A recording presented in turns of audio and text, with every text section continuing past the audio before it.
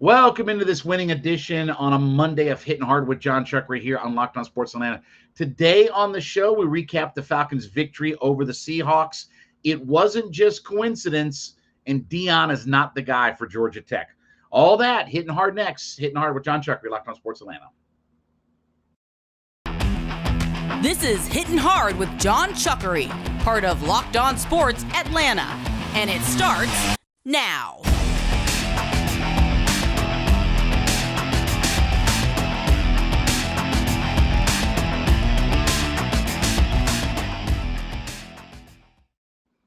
Hittin' Hard is brought to you by our friends at Bet Online. So yesterday was exactly what the Falcons did. And it's funny because we talked about the idea of this was must win, not because of staying in the division or competitive or whatever.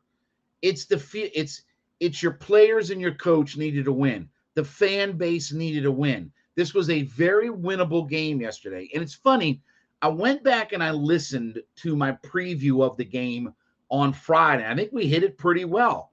I said I do a Falcons kind of pregame radio show for the Atlanta Falcons. And I said on that show that if you told me Marcus Martiota would only throw 20 passes, I'd be perfectly fine with that. Well, guess what he ended up throwing? 20 passes. I thought it was, look, how many times we talked about it? Run the football effectively, control the line of scrimmage. You will be in with a chance to win every game. Then you need your quarterback or somebody to make a play, right? Well, yesterday, I thought your quarterback made a play. I thought your defense, especially defense, made some plays yesterday. So, look, let's look back. All right, couple of things. One is they ran the football outstanding yesterday. 31 carries, 179 yards, 5.8 yards per rush. Patterson with 17 for 141, 8.3 yards per attempt. So we've talked about give me at least 4 yards per attempt, right? Outstanding numbers yesterday. And by the way, don't look now. Cordero Patterson is the second leading rusher in the NFL. Guess who's number one? The guy they're going to see on Sunday, Nick Chubb. So the team that has the best running back duo in all of the NFL, they're coming in here. So Patterson was outstanding. Now, we're going to talk in the next segment about the Kyle Pitts thing, because if y'all think that was just coincidence that it happened like that, I'll let you know how history has repeated itself. But look, they went early and often to Kyle Pitts, knowing that this is our best offensive player. Let's find a way to give him the football. Now, I'm still waiting for that touchdown, right? We're now at 1 touchdown in 20 games, but that's okay. Drake London got in the end zone. And while their defense sputtered and stammered and they couldn't get a consistent pass rush, and I think that is a concern. And let's face it, another concern is we talked about the idea of this pass defense has had its struggles, right? I did think A.J. Terrell played well yesterday. I thought he made some plays, some pass defended. Casey Hayward, but Richie Grant comes up with the big interception. And they did get a couple of sacks late. Carter with a big sack. And that play by Grady showed you why he's a terrific, and obviously it was so important to re-sign him and bring him back. So the defense, when they needed them late, stepped up and made plays. Now, still got room for improvement. You still got to find some stops, and you still got to stop the pass, because Geno Smith still had a big day. Threw for over 300 yards. And here's the other thing. They go after their top 2 targets in Lockett and Metcalf. They had 14 catches on 23 targets. So they're going to throw it to their guys no matter what. And I thought A.J. Terrell responded. Hayward could play a little bit better. But to see Richie Grant and the efforts that he has made, here's how good Richie Grant is becoming. Eric Harris didn't play a single snap on defense yesterday. Not a single snap. He played all special teams yesterday. Thank you, Lord above, right? Now, look, I'm not so concerned about Casey Hayward, but he's got to play better. Because here's the thing. Casey Hayward is a definite upgrade over, ready? Let's all say it together, Fabian Moreau. Okay?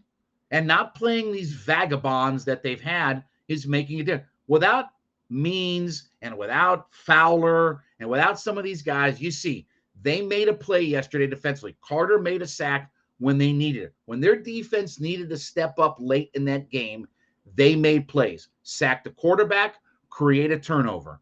And we talked about this specifically last week. That's the one thing that the Falcons are doing. They're finding a way to get home to the quarterback, and they're finding some turnovers. And that was the big thing yesterday at the end of that game. So this was a terrific win all the way around. And again, 1-2, we're not talking about divisions. We're not talking about playoffs and things like that. But there is an excitement, at least from the fan base, coming back home. I don't know what it's going to mean when we play Cleveland on Sunday. We may beat them. We may get rolled by 3 touchdowns in the game. But I know we feel better about the fact that we got a victory coming back after being on the road for 10 days. That team felt better. The plane ride was better. Arthur Smith was a happy camper. There's really not a whole lot of things to get too negative about in this game. Algier did some good things. He only had 6 carries, but he picked up 25 yards, so he was over 4 yards per attempt. The interception by Martiota didn't mean anything. It was the end of the half, and even Arthur Smith said, we got a little too cute at the end of the half, and it let it. Okay, fine. The fumble play, right? Go watch that, and I'll bet you that they'll talk about the fact that Tyler Algier is really kind of more at fault on that fumble play than Marcus Martiota. I know the optics of it don't lend to that was a good thing. But you were able to rely on your defense after that, and they made the plays and they made the stops when they had to. Obviously, the offensive line did a magnificent job yesterday in the run game when you look at the fact that they averaged 5.8 yards per rushing attempt. And it's not like Marcus Martiota did anything. Marcus Martiota had 7 carries for 4 yards because he took 3 sacks. So it's not like Marcus Martiota went for 100 yards on the ground, and that's why your running game was so good. You had Algier, Patterson, even a carry from Avery Williams that picked up 9 yards. So your running backs did their job yesterday. And that yesterday was the blueprint for what the Falcons need to be moving forward. Control the line of scrimmage. Be good on your offensive line. What did we say before the season? If your offensive line plays well this year, and that was even without Elijah Wilkinson. And yeah, look, Gossett had a penalty. And okay, but he didn't kill you. And they played well on their offensive line, and they ran the football effectively. Control the offensive line. Run the football effectively. Don't make dumb plays and many turnovers. And just get a play or 2 out of Martiota. They got all of that. That's their formula. If you want the blueprint for how the Falcons need to play moving forward, yesterday was it. Now, understand, I get the competition level is going to amp up. The next 4 games are no joke. This next, 4-game stretch with the Browns and the 49ers and all this, it's not going to be an easy stretch for the Falcons. There's no real easy stretch on the Falcons schedule. But you see what the blueprint is. Power run game, lead with that, not ask the quarterback to have to. Look at Mariota's attempts. This is a big factor about the shift in this offense. 33 to 26 to 20. That's not coincidence either. We talked about it. With Matt Ryan gone, you're going to go to a power running game first and foremost. And you notice that it goes from 33 to 26 to 20 as far as Mariota's attempts. And I brought this up specifically on this show, on my radio show, talking about the idea. You take the ball out of his hands and you don't have him throw it around. You have him be efficient when he throws. And if you look, he was over 11 yards per attempt yesterday, which led the league. That's what you want. We talked about Seattle's defense gives up big chunks of yard, right? We talked about that they are the 4th highest yards per attempt. When I look at a quarterback's numbers, I look at 3 things from a quarterback. And I've learned this from listening to Bill Parcells and Don Coryell. The 3 things I look at for quarterbacks: tell me what your completion percentage is, what is your yards per attempt, and what is your touchdown to interception ratio. That's the 3 things I focus. I don't care about your yards. I don't care about how many completions. I want to see what your percentage, what your yards per attempt. Your yards per attempt is going to tell me about, are we pushing the ball down the field? And they made a lot of big chunk plays yesterday. So thrilled for what the Falcons did. Now let's build off that. It's going to be tough sledding coming up this weekend with the Browns. We'll obviously talk more about that as we roll on through the week. Let me talk about my friends, though, over at Bet Online. Listen, betonline.net. Look, baseball season is literally only about a week and a half away from being in the postseason. The NFL, we are neck deep in it now, man. We are almost a quarter of the way through the season in the NFL. College football, if you can believe it, is already a third of the way through the season. In a couple of weeks, we're going to be halfway through college football season. You got so many different options right now. BetOnline is your number one source for all of your sports wagering information. E-scores, betting, podcast, news and information, stats, everything is right there on your mobile device. When you take that mobile device and head to betonline.net, all the information that you need to be smarter when it comes to your sports wagering and your sports betting out there. BetOnline.net. BetOnline.net is where the action starts. I love when coaches have rabbit ears and are petty. Okay? Let me make sure I'm crystal clear on this. If anybody thinks that was just random happenstance, luck of the draw, coincidence, nothing to see here about targeting Kyle Pitts immediately coming out of that into that game yesterday, right? 3 of the first 6 plays or something like that, or 5 plays went to Kyle Pitts. They come out of the game yesterday. They come into that game yesterday. First offensive play, huck it downfield to Pitts. 2 of the first 3 plays yesterday in that game throws to Pitts. Now, let's go back in time, okay? Let's remind you of something in time. Falcons fans will remember this. Let's go back to the year 2015. Falcons, Roddy White, Julio, right? One of the more dynamic duos in the league, right? Well, Roddy was going through his final season with the Falcons where he wasn't getting many targets. And so the Falcons played the Arizona Cardinals heading into the bye week. And Roddy ended up with 2 targets in that game, and it only had about 6 targets or something like that for the 3 weeks prior total, about 2 per game. And they went in the bye week. And this was Dan Quinn's first year with Kyle Shanahan as the offense coordinator. And people were fussing and complaining. Why do we have Roddy if we're not targeting him? We have this dynamic duo. Julio's getting a bunch of targets, but Roddy's one of our best wide receivers, one of the best in the history of the franchise. We're not targeting him. And what's funny is, by the way, too, go read Roddy's comments after he left the Falcons. He blames Kyle Shanahan for why he was no longer Falcon in 2016. So that aside, so the Falcons take on the Cardinals, go into the bye, and they come out, and the next week after the bye, they play the Indianapolis Colts in Atlanta. Colts come to Atlanta and they play. Matt Hasselbeck, the quarterback, and all that. Go look at the play-by-play. The first 3 offensive plays that the Falcons ran that game were passes to Roddy White. And of the first 7 offensive plays, forget the punt, or I should say the field goal. They kicked the field goal on their first offensive series. The first 7 offensive plays that they ran, separate from the field goal itself, 4 were throws to Roddy. Matt's first 4 passes that he threw in that game against the Colts were to Roddy White by design. Not coincidence, not happenstance. Yesterday was the same thing. Pitts ended up with 8 targets in that game yesterday. His single game high for his career between last year and 10. So he just about set his career high. But if you think that it was luck, coincidence, happenstance, the game, hogwash.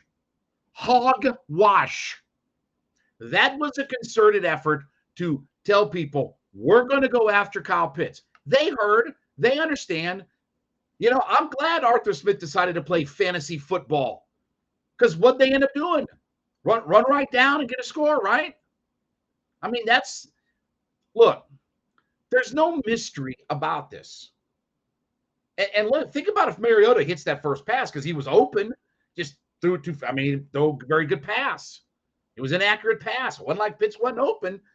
You could have had imagine a huge bomb on the first play of the game that would have led to a touchdown. That was a concerted effort. Your coach can spin whatever narrative that he wants about, I'm not listening, I'm not doing this, I'm not that. That was the game plan. Sure it was, coach. Things like that don't just happen in a vacuum in the NFL. They are a power run team first. They want to establish the run first. And the first thing you do, huck it downfield to Kyle Pitts on play number 1. Okay. And 2 of your first 3 plays, because now you're 2nd and 10, right? You have to run the football on 2nd and 10. There's a stat that says, like, if you incomplete a pass on first down, it's like 88% of the time in the NFL, you run it on 2nd down. And then on 3rd down, we go back and target Pitts. That was all by design. You can call it the shut up factor. You can describe it however you want. But that wasn't just some fluky thing out of nowhere, and it's just the way the game played out or whatever like that. No, the first play of the game was a design throw to Kyle Pitts. That was the read. Drop back, let him run it, huck it downfield. Now, he didn't hit it, but the fact that they came right out of the gate and targeted Pitts was 2015 all over again. It was Roddy White, Kyle Shanahan, Dan Quinn all over again. And that's fine. If that's what it took to tick them off, to get a burr under their saddle, whatever term you want. But anybody who thinks otherwise, you're crazy. You're crazy. And Arthur Smith has had to address this. And Arthur Smith's had to address the targets. And it's been the chatter all week long. And I don't care whose fault it is. I don't care what the reasons are. I know this. We can't have a discussion about your red zone offense becoming more efficient if it doesn't include how do we get the ball to Kyle Pitts. You don't draft a guy 4th overall to be decoys, other block. You don't. If that's what you drafted a guy number 4 for, you all should be fired. Your GM and everybody should be fired at that point. You draft a guy at number 4 to be the ultimate game changer. When he had 1,000 yards, I don't care about 1,000-yard season. That means nothing. In the scheme of things, that means nothing. You have to get at the football, and you have to get at the football in the red zone. So that was fully by design. Your quarterback got the message. He talked about it after the game. Well, teams are trying to take him away. They're taking him away every week. They've been taking him away for the last 20 weeks. That's nothing new. He didn't come up and surprise anybody because he's the 4th overall draft pick. Nobody's surprised. Oh, Kyle Pitts can catch the football. Yeah, everybody knows this. That's why they drafted him 4th. So every DC didn't figure it out until the first couple of weeks of the season that he's the guy to take away. Come on. This will be fun this week. Look, 8 targets. What did he have? Pitts for the day. 8 targets, 5 catches, 87 yards. Average 17.4 yards per reception. Those are outstanding numbers. And I'm fine with all that. You want to give him 8 targets. You want to give London 10, whatever. Now, they have to increase the targets to him in the red zone. That they have to get better. And you have to find him some touchdowns. At some point, he's got 1 touchdown now in 20 games. Okay, that number's got to improve. Okay, we can spin all the narratives and have fun with this, and have a good time talking about it. But at some point, you can't have the number 4 overall pick telling me that he's only got 1 touchdown in 20 games, and that's just kind of what life is. Oh, they double him. They double everybody in the league. The whole league is. That's why everybody plays nickel and dime packages in defensive backfields. They don't do it to stop the running backs coming out of the backfield. They don't do it to stop to bring a safety up like he's Mark Barron and come up and stop the run, or Roy Williams in the old days. They play nickel and dime packages to cover all the guys out there and be able to double team the top tier pass catchers. Ain't nothing unique or new about all this in NFL.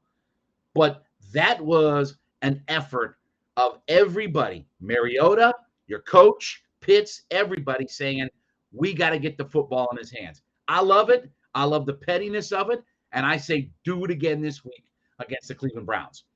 All right, I want to talk about my friends over at Coffee AM. Listen, you know how much I love these folks. Coffee AM is the best small batch coffee roaster in America, right here in the state of Georgia, up in the Canton area. Go online today, coffeeam.com/locked on. You need coffees. They got your K-Cups, organic, flavored. Everything that you need in the coffee world is there. You want tea? They got that as well. You need a little gift set, right? We're headed to fall. Maybe you got a fall festival. You need a gift set for somebody for whatever reason. I have no idea why, but it's all right there, coffeeam.com. So coffeeam.com/locked on. When you get there, go through their menu, put together that first order, okay? Load up on that first order, because here's why. When you load up on that first order, anything you put together on that first order, when you get to checkout, put the promo code locked on, LOCKEDON, LOCKEDON. Put that promo code in at checkout, and you will get 15% off that first order simply by using the promo code locked on, LOCKEDON, at checkout. Coffeeam.com. They are the best small batch coffee and roaster in America, right here in the state of Georgia, up in Canton. Check them out today. So we're going to get word later on today from Georgia Tech that they're going to fire head coach Geoff Collins, and most likely they're going to move on from Todd Stansbury as well. Now, we talked about this last week, that I told you that the Central Florida game would be the swing game in all of this. So as far as the game goes, they put up a whole bunch of yards and didn't score any points. And that game was fairly close. I mean, I know what the score says, but that game was 16-10 for quite a while. But it never felt like Tech was going to win that game. And I think they had 450 yards of offense, but they scored 10 points. So we got word, and Ken Segura, my buddy who covers Georgia Tech for the Atlanta Journal-Constitution, he put out the article, they're going to fire Geoff Collins. We got word that there was going to be a meeting on Monday afternoon, but then we got word that they're going to fire Geoff Collins, and they're going to do his buyout. So his buyout, if you fire him this year, he's got a fully guaranteed remainder of his contract, $10.5 million. If they waited till next year, it would be 2.3 or 2.4 million, whatever it is. I said last week, if you go back and watch the video, that I thought the Central Florida game was the swing game. If they beat Central Florida, they're going to go lose at Pitt this week. I don't care who the head coach is, okay? They can bring up the ghost of Bobby Dodd this week. They're going up to Pitt and losing. And I thought at that point, 1-4, he would. I didn't think he'd survive 1-4. I thought they'd wait a week on all of this before they'd fire him. But they're going to fire him here after this 1-3 start. That Central Florida game was the swing game. So we got all that right. We told you about all of that. Here's the thing, though. Now we're getting talk about who, and listen, they fire Stansbury and Geoff Collins. You know that they're feeling some desperation, some crunch right now over on the flats.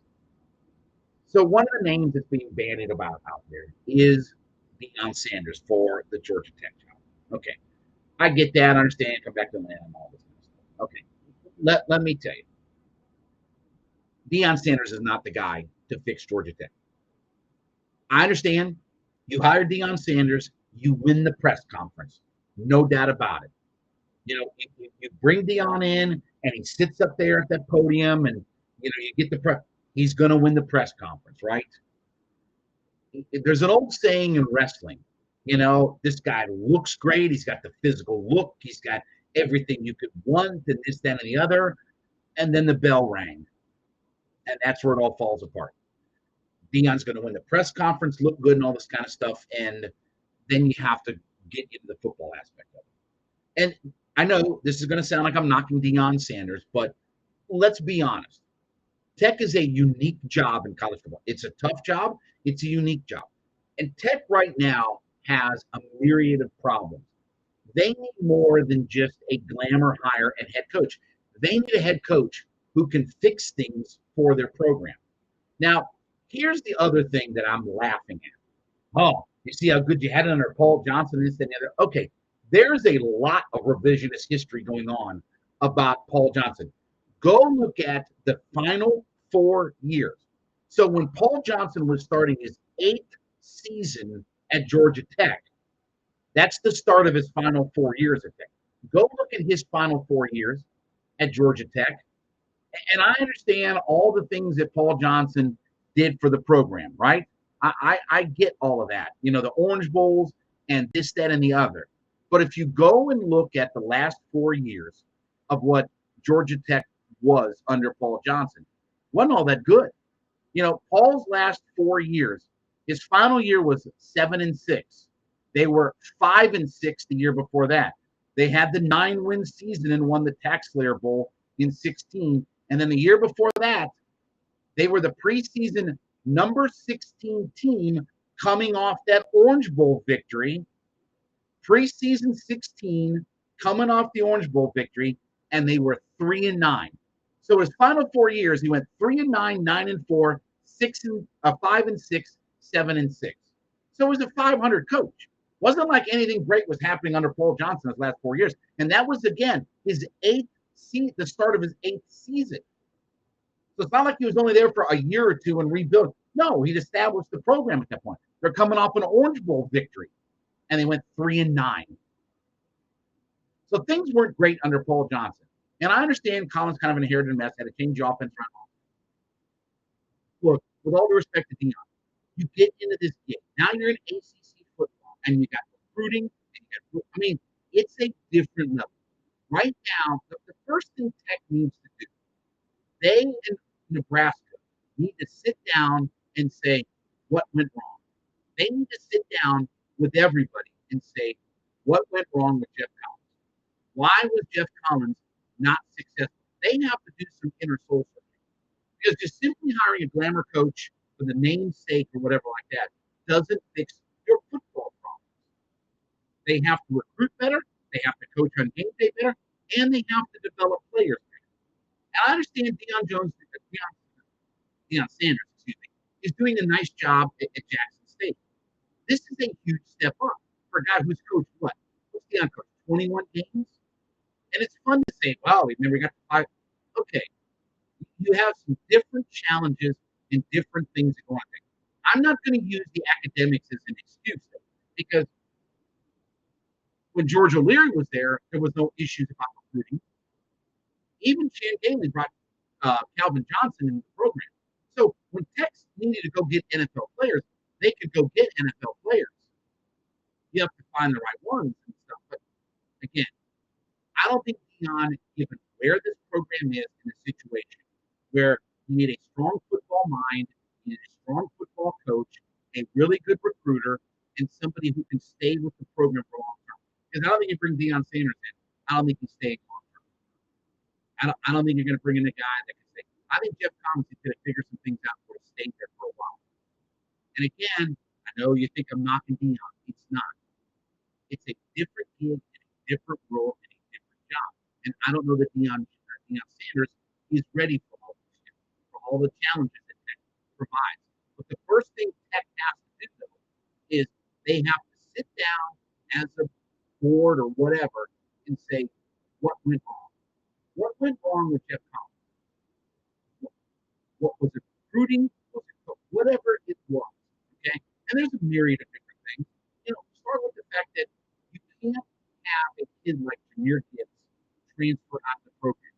Because while I understand it's the wild west of transfer portal and all that kind of stuff, Tech is not equipped to lose guys at that level and just put the next guy in place. So while I like Deion Sanders, I like what he's doing at Tech State, this is not the time for Tech and Deion Sanders to come together. Deion continues to grow, that's great. Tech needs a lot more. They need to find somebody who can truly fix their football program. I don't know what that name is. I don't think there's an easy solution, but you better figure out what didn't go right with Geoff Collins first. I would thank you so much for making Hittin Hard with Jon Chuckery your first listen every day. Make my friends over at ATL Day One's your second listen every day. Jarvis Davis, my friends, they are talking about all things in the heart of the city of Atlanta. Free and available on our YouTube page at Locked On Sports Atlanta. Of course, you can download us for free. All your favorite podcast platforms, including Odyssey and Spotify. Leave us a 5-star review. And, of course, we are now on Roku and Amazon Fire, so check us out on those platforms. And then give me a follow on my personal Twitter page at JMCH316. We will be back with you tomorrow. This has been Hittin Hard with Jon Chuckery.